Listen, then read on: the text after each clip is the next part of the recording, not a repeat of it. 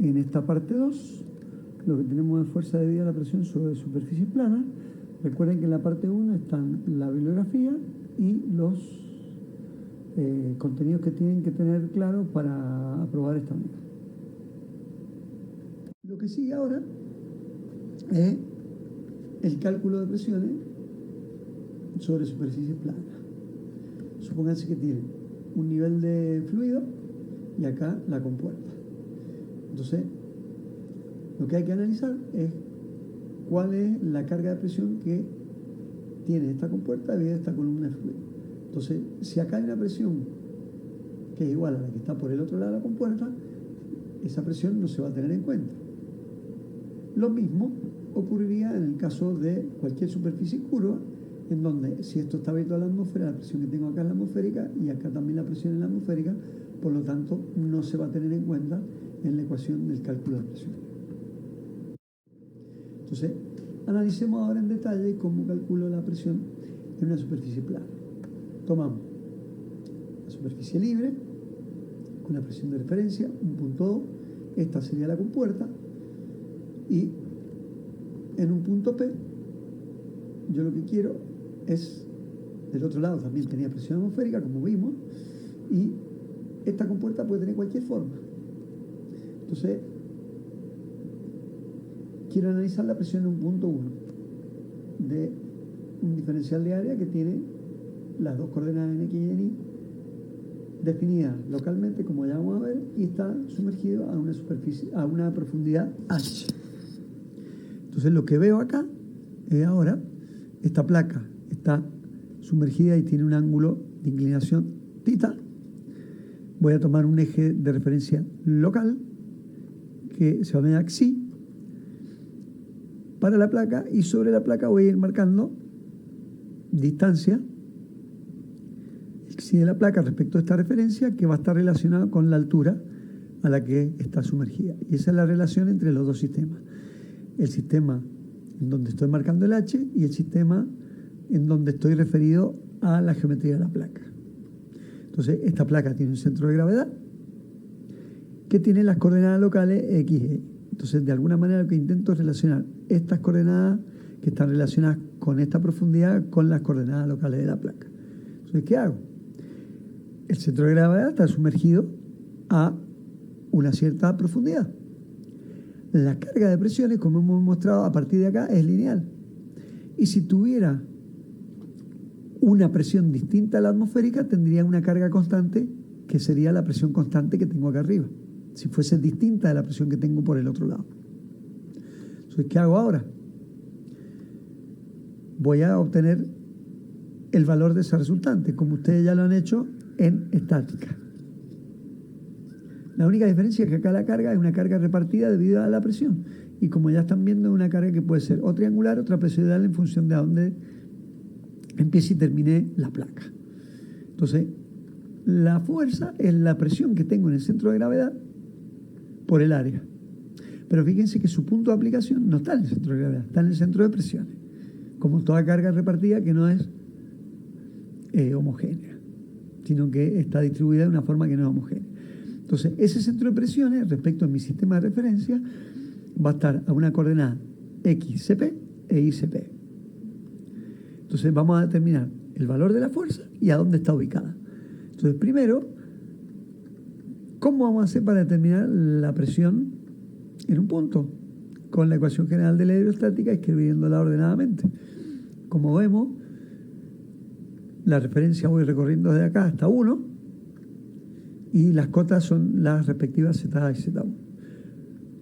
Por lo tanto, acá hay un signo menos, porque estoy yendo hacia abajo, menos, menos, más, y me está diciendo que P1 obviamente tiene que ser la presión de referencia más la ley lineal que ya habíamos demostrado. Luego, si la placa tiene un espesor constante, lo que voy a obtener la fuerza a partir de la presión y el diferencial de área. Por lo tanto, tengo que integrar y ver la relación que hay entre la presión y el área. Ya tengo una ley para la presión, tengo que poner el área en función de sus coordenadas, ¿sí? Y entonces tengo que hacer la integración. Acá no tengo problema porque esta presión es constante, integral diferencial de área es el área, y acá ρ y g lo he considerado constante y me queda h por diferencial de área. Entonces lo que tengo que ver ahora es cómo relacionar el h con el diferencial de área. Si esta es la relación entre los h y la coordenada esta local que he marcado, el seno es un valor constante, me queda esto. Y esto ustedes saben que es un momento de primer orden de la placa. Podría escribirlo equivalentemente como la coordenada del centro de gravedad por el área. Esto lo han estudiado en estática y es cómo se calculaban momentos básicos, momentos de primer orden. Luego, lo que hago es esta integral reemplazarla por esto. Finalmente tengo la expresión para la fuerza y demostrando que para calcular la fuerza tengo que utilizar la presión al centro de gravedad de la placa y multiplicarla por su área. Las observaciones en esta ecuación es que la fuerza, fíjense que no depende de la forma, depende del área, pero no de cómo es esa placa. Un área de 1 metro cuadrado puede ser de un cuadrado o de un círculo. O sea que no depende de la forma, sino de cuánto vale. Y fíjense que tampoco depende del ángulo. Lo que me queda ahora es demostrar a dónde se aplica esa fuerza, o calcular más que demostrar. Entonces, ¿qué se hace? Se aplican momentos estáticos como ustedes ya han hecho en estática respecto a un sistema de referencia que es el que está definido por sí. Entonces, el centro de gravedad tiene unas coordenadas locales, mi diferencial de área está ubicado ahí, a unas coordenadas sí respecto de este sistema y a unas coordenadas X e Y respecto al centro de gravedad. Y el centro de presión es lo mismo, a unas coordenadas XCP y ICP respecto del centro de gravedad. Entonces lo que hago es tomar momentos respecto al centro de gravedad según la coordenada Y. Entonces, el equivalente sería el de la suma de toda la Y y la presión en cada punto. La presión en cada punto ya sabemos cómo calcularla. Ahora aparece la coordenada Y de cada punto en donde yo quiero calcular la presión y lo que hago es resolver estas dos integrales. Si miran cómo se resuelven, haciendo los reemplazos pertinentes, veamos que tengo un momento de primer orden respecto de los ejes baricéntricos, por lo tanto se anula y me queda, después de reemplazar todo, que la coordenada al ICP es menos ρ por g por el seno del ángulo, que otra vez es constante, por el momento de inercia de la placa, dividido la fuerza que ya calculé.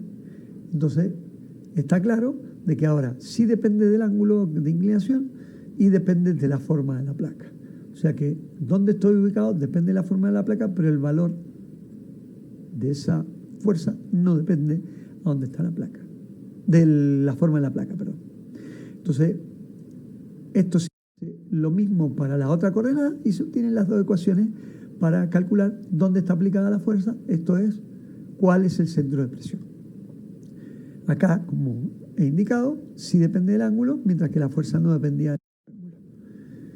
Hay otra forma alternativa, algunos de los libros nos muestran algo diferente el cálculo, es exactamente igual, no lo voy a explicar, pero ahí tiene el desarrollo completo, en donde lo que hago es tomar directamente como referencia la coordenada Y en vez de XY y opero y obtengo valores similares, nada más que ahora la fuerza es lo mismo, pero cuando calcule voy a tener una ecuación levemente diferente, pero que significa exactamente lo mismo.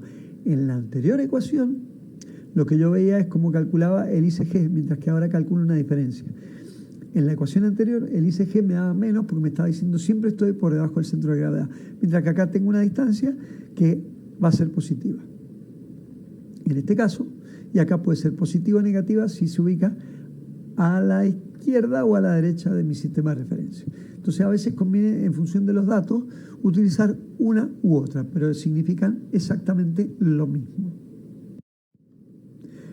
Entonces, ¿cómo se calculan los momentos de inercia de segundo orden? Ya hay tablas en donde ustedes ya las conocen de cuando han cursado estabilidad, así que es conocimiento previo. Hay tablas muy completas de propiedades de las distintas secciones, no voy a dar mucho más detalle. Bien, vamos a ver un ejemplo de cálculo en donde tengo una compuerta de sección circular, tenemos un eje de giro en B y un radio de 1 metro. Se desea calcular la fuerza que se debe realizar en el punto C, que está a una distancia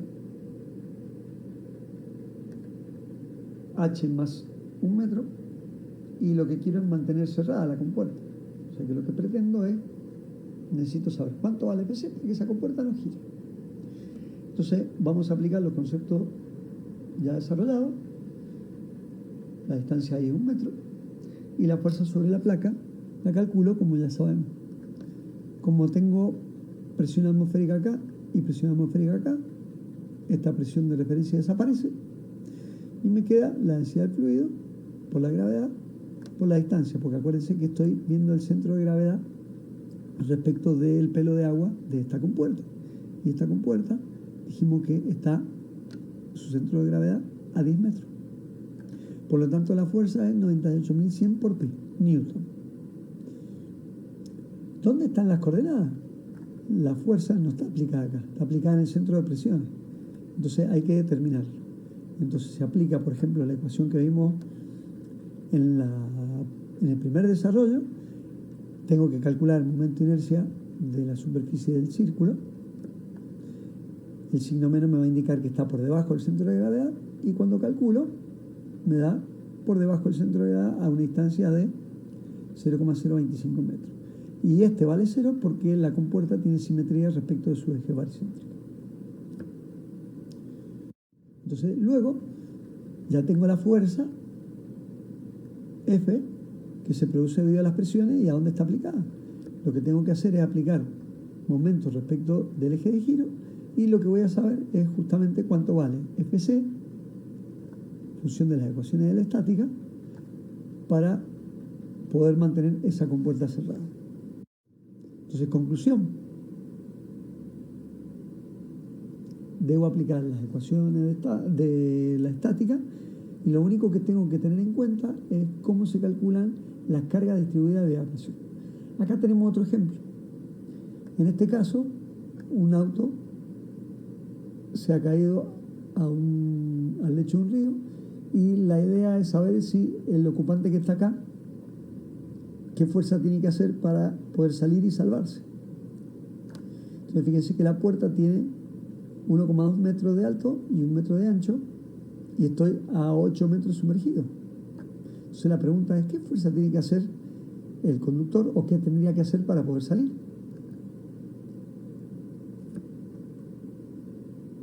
Si aplicamos las ecuaciones que conocemos, calculamos primero la presión. La presión es a esa profundidad de 84.400 newtons sobre metros cuadrados. Luego la fuerza es de 101,3 kilonewton.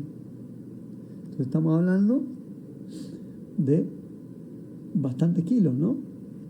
Entonces, si ahora esta fuerza debido a la presión está en el centro de la puerta, en su centro de presiones, pero consideremos la puerta simétrica, la distancia a la bisagra es la que me va a dar el momento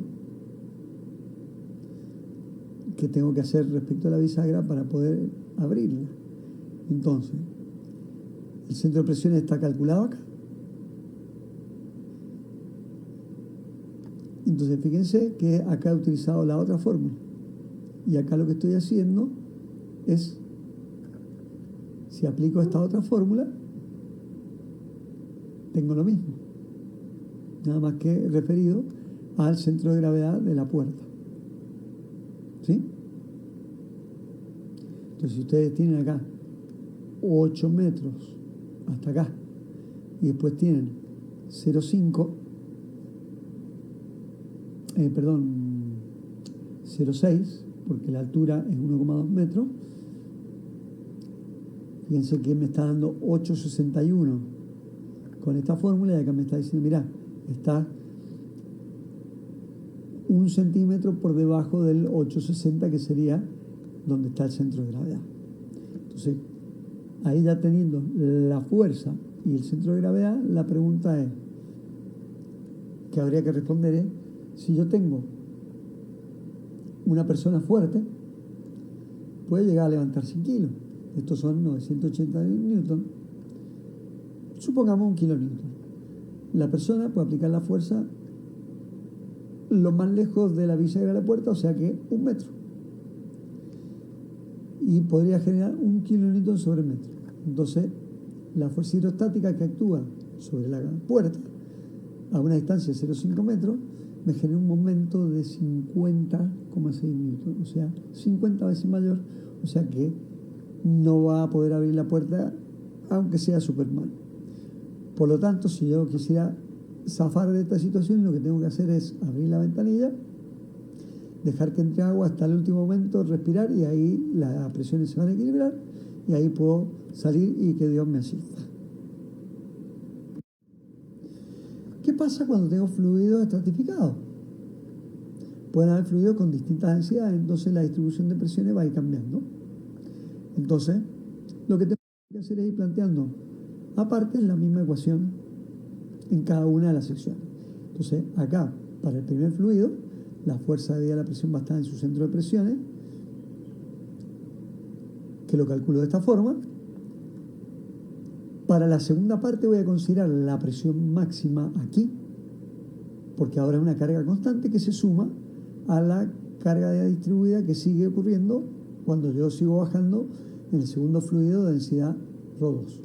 Por lo tanto, fíjense que acá estoy teniendo en cuenta la presión que está aquí, y es constante, más la otra que va variando linealmente, y acá calculo el centro de gravedad.